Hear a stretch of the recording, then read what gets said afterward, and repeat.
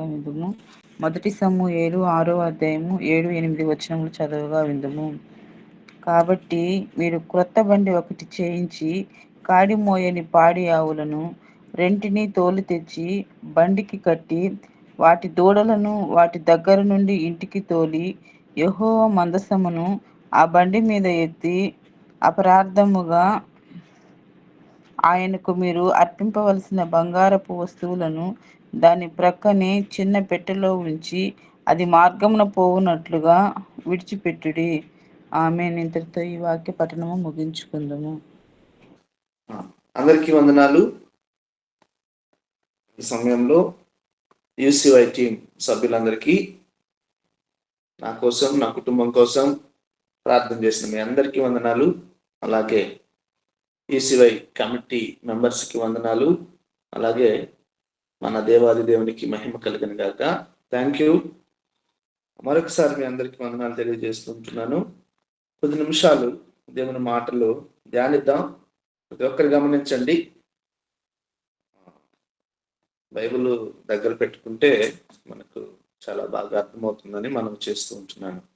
చిన్న ప్రార్థన. పరిశుద్ధుడా, మీకు వందనాలు అయ్యా. ప్రతి మాటని మీ మాటగా మార్చి ప్రభా మీ ప్రజలతోనూ నాతోనూ తండ్రి మాట్లాడి ప్రతి ఒక్కరి హృదయ క్షేత్రము తాకులాగిన అయ్యా, వినగలిగిన చెవులు, గ్రహించగలిగిన మనస్సు, అర్థం చేసుకోగలిగిన ప్రేరణ నాకు మాకు ప్రతి ఒక్కరికి దయచేయమని యేసు నామములో ఈ ప్రార్థన సమర్పిస్తున్నాను తండ్రి. ఆమేన్.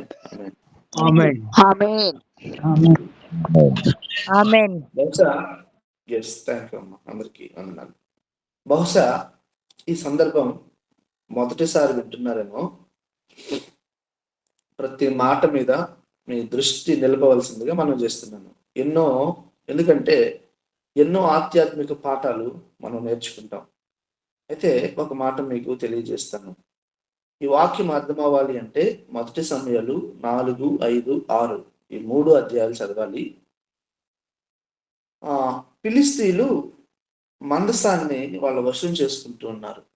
ఇక్కడ చూడండి, వాక్య భాగం చదివిన రీతిగా కొత్త బండిని కట్టి దాని మీద మందసాన్ని పెట్టి ఎన్నడూ కాడి మోయినటువంటి పాడి ఆవులను దానికి కట్టి వాటి బిడ్డలను వేరు చేసి మందసాన్ని పెట్టి అది ఎటు వెళుతుందో చూడండి.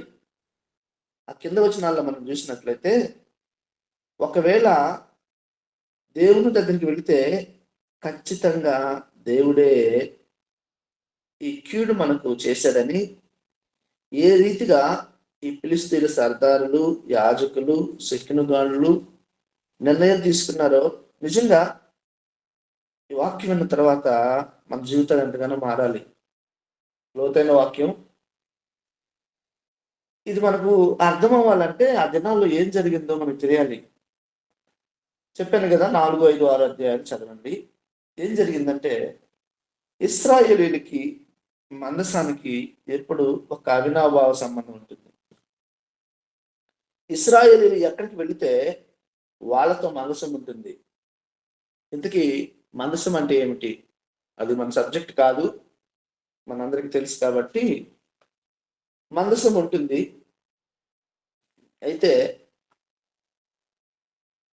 ఒక విడదీయలేనటువంటి సంబంధం ఉంటుంది మందసానికి, ఇశ్రాయేలీయుల ప్రజలకి. ఇశ్రాయేలీయులు ఎక్కడికి వెళ్ళినా మందసాన్ని మోసుకొని వెళ్తుంటారు. అంటే దేవుడు మాతో ఉన్నాడు అనే ప్రాముఖ్యమైన విషయం వాళ్ళు తెలుసుకొని ముందుకెళ్తూ ఉంటారు. అయితే మందస్సము వారితో ఉంది అంటే వారితో దేవుడు ఉన్నాడని అర్థం. అంటే దేవుడు వారితో ఉన్నారు అంటే వాళ్ళు ఎంత క్రమశిక్షణగా ఉండాలో కదా. చూడండి, ఏం జరిగిందంటే, ఇశ్రాయేలీలకి ఫిలిష్తీయులకి యుద్ధం జరుగుతుంది. ఆ యుద్ధంలో ఫిలిష్తీయులు గెలిచారు.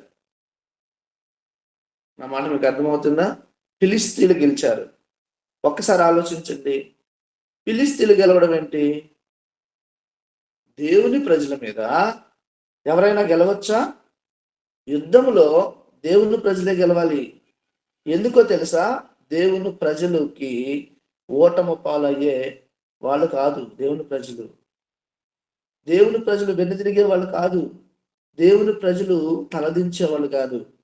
దేవుని ప్రజలు శత్రువు ఎదుట బలహీనంగా ఉండడానికి వీల్లేదు.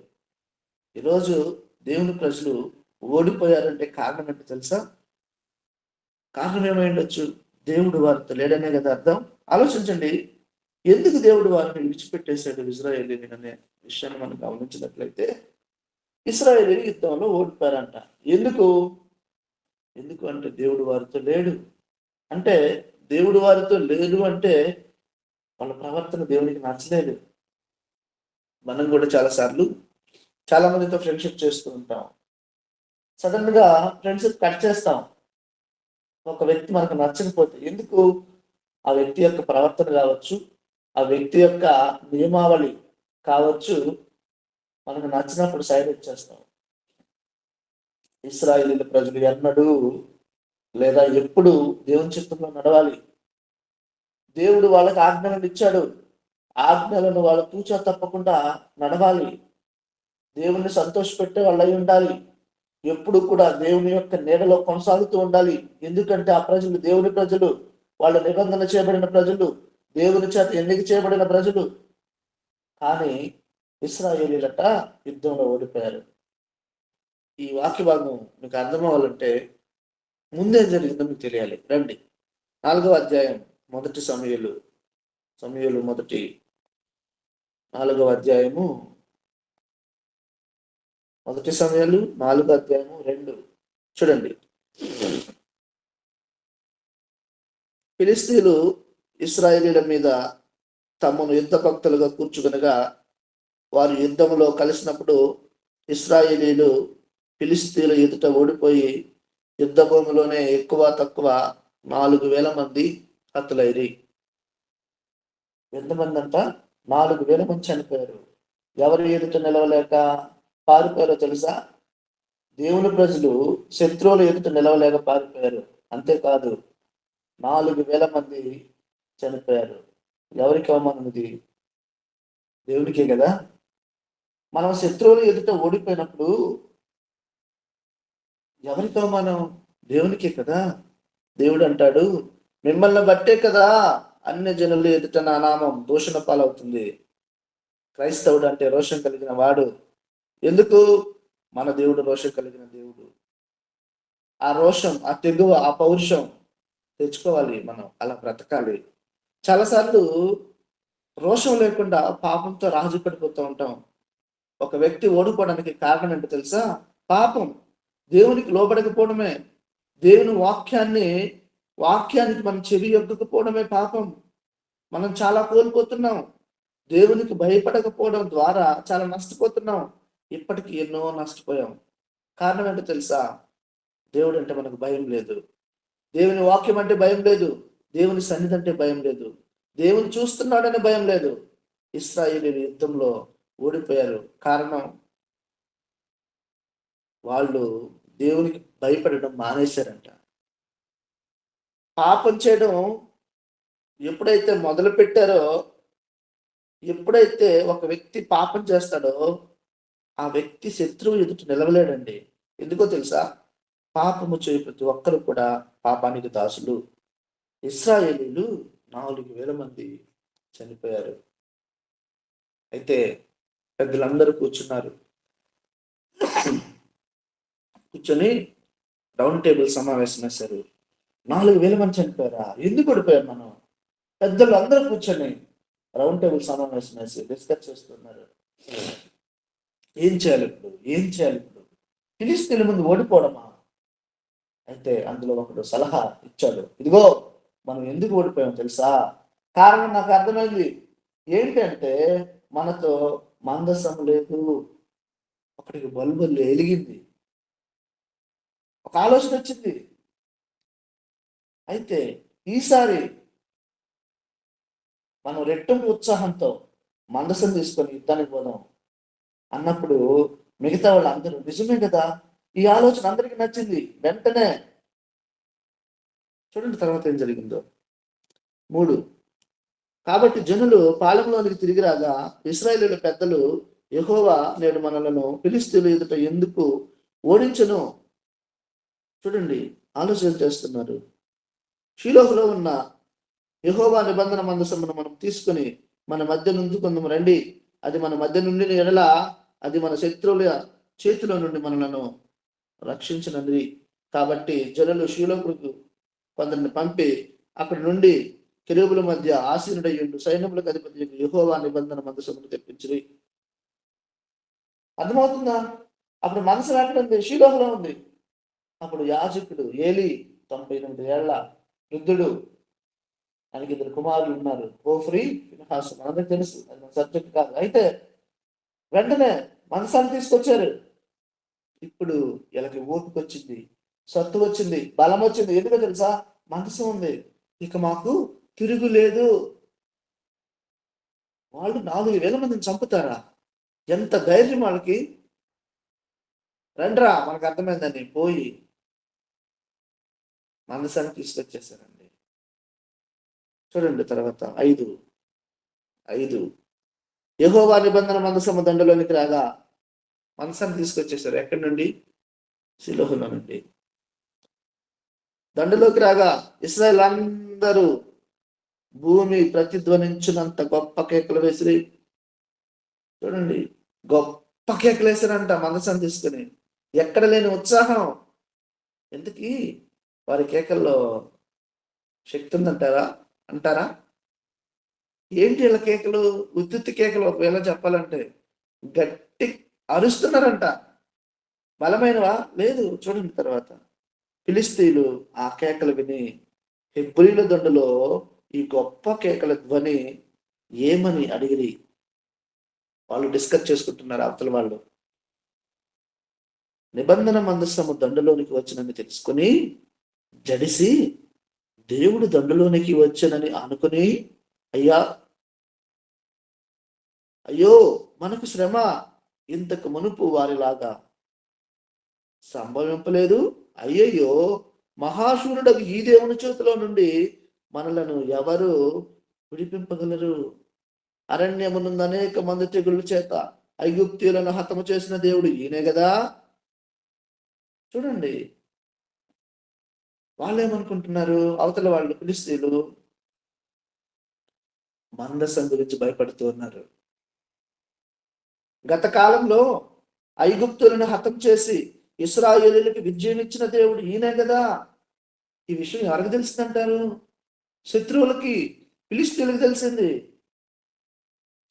ఒక మాట గుర్తు చేయాలి ఇక్కడ. చాలాసార్లు క్రైస్తవులలో ఉండవలసిన భక్తి, విశ్వాసము చాలాసార్లు ఉండదండి. అన్ని జనుల్లో ఉంటుంది. వాళ్ళు చూడండి, దేవునికి మందసానికి భయపడుతున్నారు. పైగా ఆ దేవునికి వాళ్ళు పెట్టుకున్న పేరేంటి తెలుసా? మహాశూరుడంట.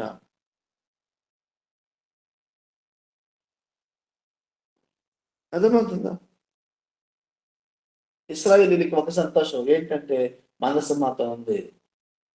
వాళ్ళకి ఇశ్రాయేల్ అంటే భయం లేదు, ఎవరికి? ఫిలిష్తీయులకి. కానీ వాళ్ళ దేవుడు అంటే భయపడుతున్నారు. ఈరోజు మనల్ని చూసి ఎవరైనా భయపడకపోయిన తర్వాత సంగతి, కనీసం రెస్పెక్ట్ ఇచ్చే స్థితిలో మనం ఉన్నామా? ఎందుకంటే తెలుసా? మన జీవితాలు బాగలేవు, మన జీవిత విధానం సరిగా లేదు. మనలో ఉన్న దేవుడు అంటే ప్రజలకు గౌరవం రావాలండి, ప్రజలకు భక్తి కలగాలి, దేవుడి ఎడల ఆకర్షణ కలగాలి. ఫిలిష్తీయులు అంటున్నారు. తర్వాత చూడండి 9 ఫిలిష్తీయులారా, ధైర్యం తెచ్చుకొని వారు మీకు దాసులైనట్టు హెబ్రీలు దాసులు కాకుండా బలాఢ్యుడైన యుద్ధం చూడని చెప్పుకుని. ఎక్కడ ఒక మాట మీకు గుర్తు చేస్తాను. 8 అయ్యయ్యో, మహాశూరుడకు ఈ దేవుని చేతిలో నుండి మనలను ఎవరు విడిపించగలరు? ఫిలిష్తీయులు అంటున్నారు, మహాశూరుడైన ఈ దేవుడి నుండి మనల్ని ఎవరు రక్షించి? ఆయన ఐగుప్తీయులను చంపింది ఈ దేవుడే కదా. ఇప్పుడు ఆయన దండలోనికి వచ్చేసాడు. మనకి ఎన్నడూ ఇలా జరగలేదే. అవును. అప్పుడు వాళ్ళు ఏం చేశారు తెలుసా? వాళ్ళు కూడా ఒక రౌండ్ టేబుల్ సమావేశం పెట్టారు.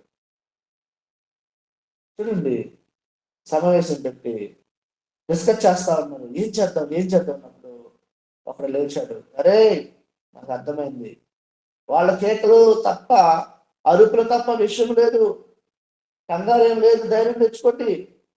వాళ్ళు అన్నట్టుగానే వాళ్ళ దేవుడు వాళ్ళతో ఉంటే, నిజంగా దేవుడు వాళ్ళతో ఉంటే 4,000 మంది ఎందుకు చనిపోతారా? రే ఎవరు భయపడద్దు, ధైర్యంగా ఉండండి, గెట్ అప్ రెడీ, యుద్ధానికి పోదాం పండి అన్నారండి. ఒకటే, దేవుడు వాళ్ళతో ఉంటే 4,000 మంది చనిపోయేవారు కాదు, వాళ్ళతో మందస్సము ఉంది, కానీ వారి దేవుడు వారితో లేడు అన్న కారణం. సలహా ఇచ్చాడు అక్కడ, అందరు యుద్ధానికి బయలుదేరారు. ఈసారి యుద్ధం జరుగుతుంది. చూడండి 10వ వచనం. ఫిలిస్తీన్లు యుద్ధము చేయగా ఇశ్రాయేలీలు ఓడిపోయి అందరూ తమ డేరాలకు పరిగెత్తి, అప్పుడు అత్యధిక వధ జరిగెను. ఇశ్రాయేలీలో 30,000 కాల్బొమ్మలకు పోయిను, మరియు దేవుని మందసము కట్టబడెను. చూసారా, పరిగెత్తారు. ఇందాక ఏం చేశారు తెలుసా? ఇండు కేకలు, కేరింతలు, విజిల్లు. మొదట వెళ్ళినప్పుడు మందసం వాళ్ళతో లేదు, ఈసారి గోల, కేకలు, ప్రతిధ్వని. ఎందుకు?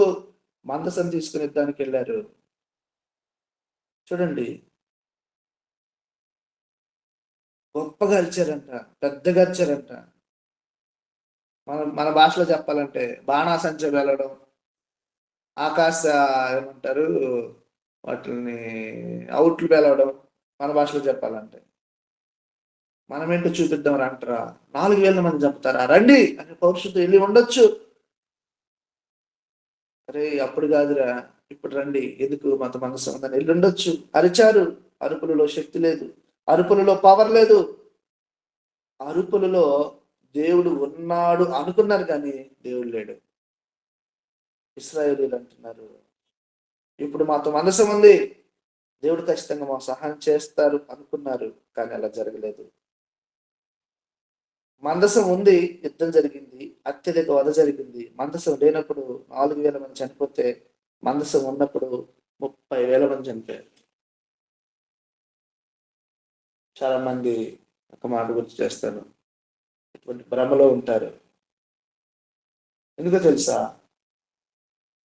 దేవుడు మాతో అన్నాడు, ఒక మాట గుర్తు చేయాలి, యెహోవా ఎడబాసనని అతనికి తెలియలేదు. ఎవరికి? సంసోనుకి. యెహోవా ఎడబాసనని అతనికి తెలియలేదు. చాలా మంది ఏమనుకుంటారంటే, బైబిల్ తలకింద పెట్టుకుంటే చాలా మంచిది. ఎందుకు? పిచ్చి కళలు రావను, లేదంటే ఏదో సంథింగ్ వారికి తెలిసిన దాంట్లో. నేను ఒక మాట గుర్తు చేస్తాను, ఒక్కొక్క ఇళ్లలో 10 బైబిళ్ళు ఉంటాయి. బ్యాగ్లో ఉంటుంది, కారులో ఉంటుంది, లేదా ఇంకోటి ఉంటుంది, షెల్ఫ్లో ఉంటుంది. కానీ బైబిల్ ఎక్కడ ఉన్నది కాదండి సమస్య. ఆ వాక్యము నీ హృదయంలో ఉన్నదా లేదా? That is very important. క్రీస్తు వాక్యం మీ హృదయంలో సమృద్ధిగా నివసింప చేయండి. ఈ వాక్యానికి విలువనిస్తున్నావా? ఈ వాక్యం మీ జీవితాన్ని మారుస్తుంది. ఈ వాక్యం బలం ఇస్తుంది. ఈ వాక్యం శక్తినిస్తుంది, శత్రువుల పైన విజయాన్ని ఇస్తుంది. ఇశ్రాయేలుకి మందసం ఉంది, మందసములో ఉన్న దేవుడు వాళ్ళ హృదయంలో లేడు. వాళ్ళతో దేవుడు లేడు. ఎందుకో తెలుసా? వారి ప్రవర్తన దేవుడి ఎదుట సరైనది కాదు. 100 బైబిళ్ళు ఉంటే ప్రయోజనం? బైబిల్ గ్రంథంలో ఏముందో నీ జీవితంలో లేకుండా, నీ బ్రతుకులో చూపించకుండా, ఈ వాక్యం నీ హృదయంలో పనిచేయకుండా ఏం ప్రయోజనం? ఒకసారి ఆలోచించండి. ఒట్టి కేకలు బలమైనవా? బలం లేనివి. మనం కూడా ఒక్కొక్కసారి పిచ్చి పిచ్చి బిహేవ్ చేస్తూ ఉంటాం. ఒకసారి ఆలోచించండి. బలం ఉందా? శక్తి ఉందా? దేవుని ప్రత్యక్షత ఉందా? నో. కేకలు, అరుపులు, గోల. ఇశ్రాయేలీయులు సరిగ్గా జీవించలేదు. దేవుని ఎదుట వాళ్ళ ప్రవర్తన సరిగా లేదు. దేవుని ఆలయాన్ని వాళ్ళు నిర్లక్ష్యం చేశారు. దేవుని ఆలయానికి వెళ్ళడానికి ప్రజలు అసహించుకున్నారంట. అందుకే దేవుడు ఇశ్రాయేలును వదిలిపెట్టేశాడు. కానీ దేవుడు విడిచిపెట్టేసిన సంగతి ఇశ్రాయేలీయులకు తెలియలేదు. ఒక మాట మీకు గుర్తు చేస్తాను, మనతో దేవుడు లేకపోతే మనకు ఎక్కడికి వెళ్ళినా అపజయాలే. మన భాషలో చెప్పాలంటే మనకు తన్నులే. 30,000 మంది చనిపోయారు. సరే చనిపోతే చనిపోయారు, ఏం చేశారు తెలుసా? మందసాన్ని వదిలేసి వచ్చేసారు. మందసం దొరికి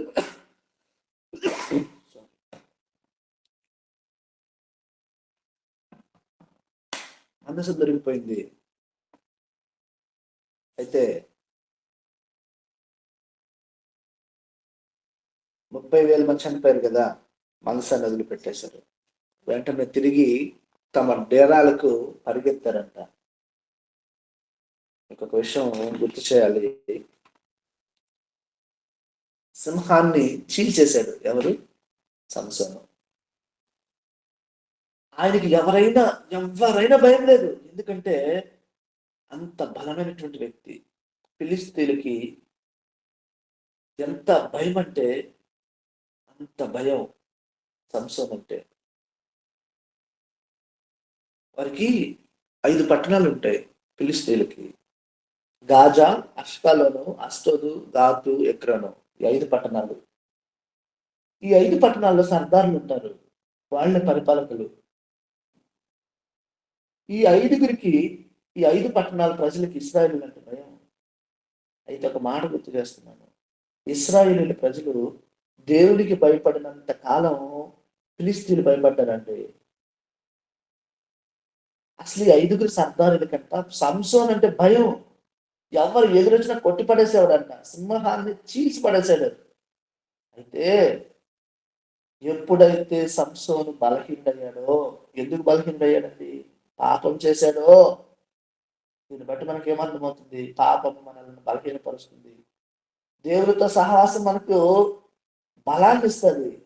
కానీ పాపము చేసి ఒక్కరు పాపానికి రాస్తే ఒక మాట, దేవుడు ఎడబాసనని అతనికి తెలియలేదు. బయట శత్రువులందరినీ జయించాడు, కానీ తనలో ఉన్న శత్రువుని జయించలేకపోయాడు. అదే శత్రువు మరణాన్ని మిగిల్చింది. దేవునికి లోబడి అపవాదుని ఎదురించుడి, వాడు నీ దగ్గర నుండి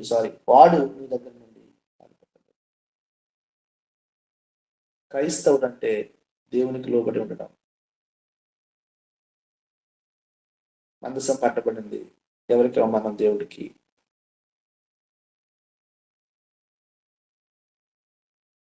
దేవుని ప్రత్యక్షత, దేవుని సన్నిధి శత్రువుల చేతిలోకి వెళ్ళిపోయిందండి. దేవుడు అంటున్నాడు, మీ వలనే కదా, మీరే కారణం.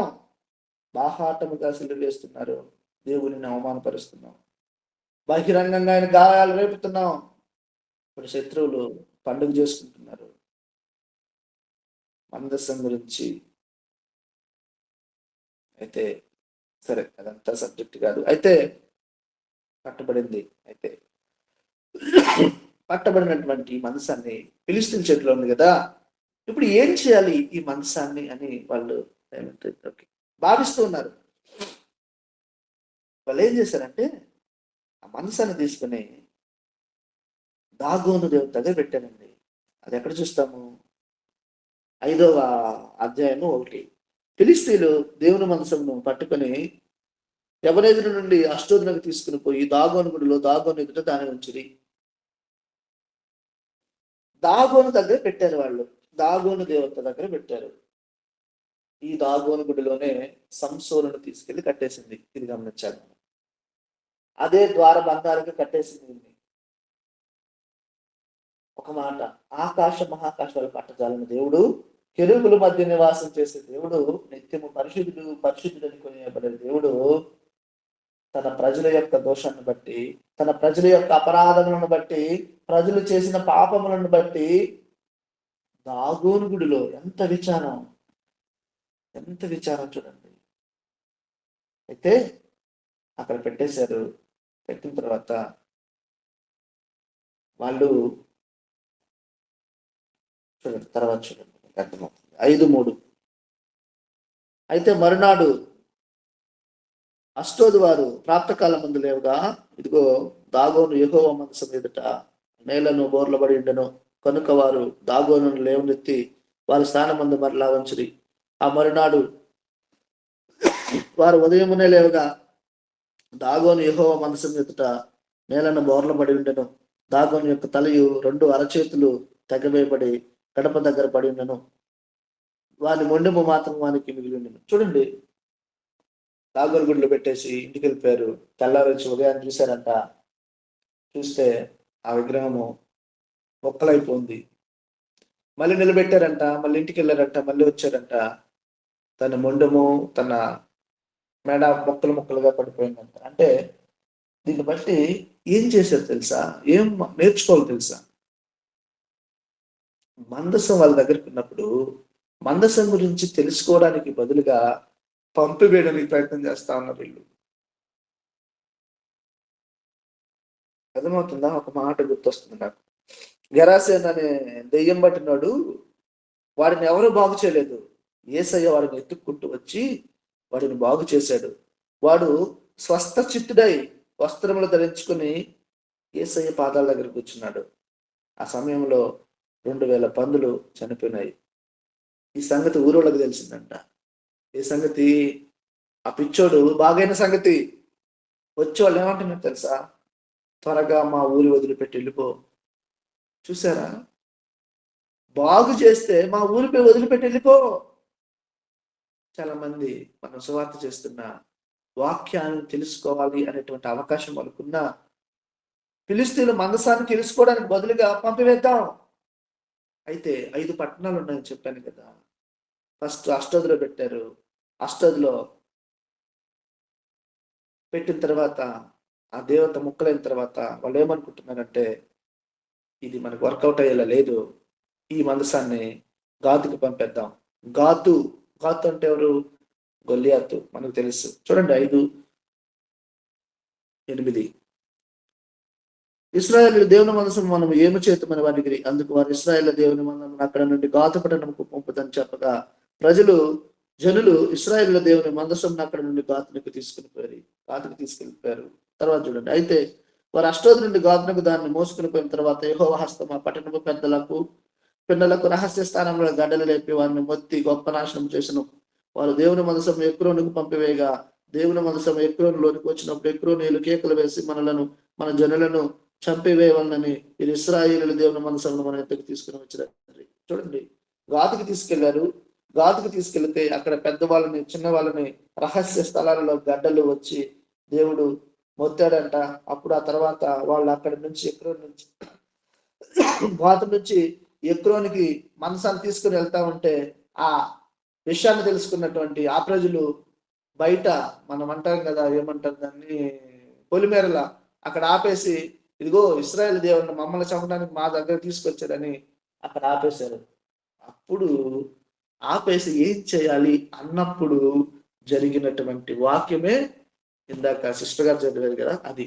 అప్పుడు ఒక బండిని తయారు చేసి పాడి ఆవులను బండికి కట్టండి, ఆ బండి మీద మందసాన్ని కట్టండి. ఆవులు చిన్నగా వెళ్ళాయా? గమనించండి. ఈ ఆవులకి తిన్నగా వెళ్ళాయా? నిజంగా వాళ్ళ దేవుడు మనల్ని, చూడండి తర్వాత ఏం జరిగిందో. త్వరలో ముగిస్తాను, 2 నిమిషాలు. తర్వాత 6, కొత్త బండిని కట్టి చేయించి కాడి మోయిన పాడి ఆవులను రెండింటిని తోలుకొచ్చి బండికి కట్టి వాటి దూడలను వాటి దగ్గర నుండి తోలి యెహోవా మందసం ఆ బండి మీద ఎత్తి అపరాధార్థముగా ఆయనకు మీకు అర్పించవలసిన బంగారు వస్తువులను దాని పక్కనే ఉంచి చిన్న పెట్టెలో ఉంచి అది మార్గంలో పోనట్లుగా విడిచిపెట్టడి. అది బెత్షెమెషు మనకు మార్గమున బడి ఈ దేశపు సరిహద్దు దాటిన ఎడల ఆయనే ఈ గొప్ప కీడు మనకు చేసినని తెలుసుకునవచ్చు. ఆ మార్గమున పోని ఎడల ఆయన మనలను మొత్తలేదని మన అదృష్టవశము చేతనే అది మనకు సంభవించినని తెలుసుకుందామన్నది. చూసారా? తిన్నగిల్లే అనుకోండి, ఆ దేవుడే మనకి కీడు తప్పించాడు. ఒకవేళ లేవు అనుకుంటే మన అదృష్టవశము చేతనే ఇది జరిగిందని అనుకుందామని పాడి ఆవులు తీసుకొచ్చి కట్టేస్తారండి. అయితే ఇప్పుడు పాడి ఆవులు అంటే తెలుసు కదా, అప్పుడే మన నెల్లూరు భాషలో అప్పుడే ఈనుంటుంది, బిడ్డకి జన్మనిచ్చింది. పాడి ఆవు అంటే ఏం చేస్తుంది తెలుసా? పొద్దున మేతకెళ్తుంది. 3 గంటలకే, 4 గంటలకే రంకెలేస్తూ అరుపులేస్తూ వచ్చేస్తుంది. ఎందుకంటే తన బిడ్డ మీద ఉన్నటువంటి ప్రేమ.